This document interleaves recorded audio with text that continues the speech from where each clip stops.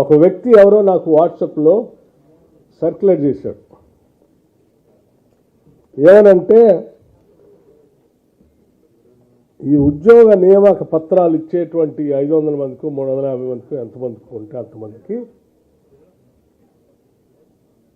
దీనికి వీళ్ళందరూ పిలిచిన మీటింగ్ పెట్టి కోట్ల రూపాయలు ఖర్చు పెట్టి నియామక పత్రాలు ఇవ్వటం అంత అవసరమా?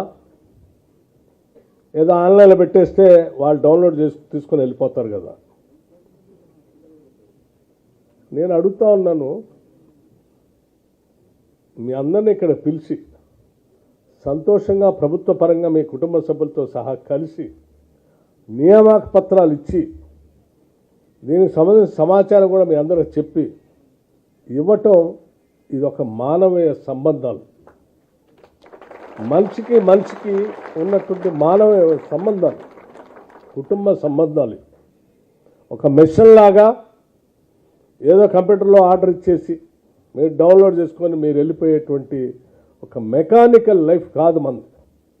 ఈ రాష్ట్ర ప్రభుత్వాన్ని, ఈ రాష్ట్రంలో ఉన్నటువంటి ప్రజలది ఒక కుటుంబ బంధం, కుటుంబ బంధుత్వం.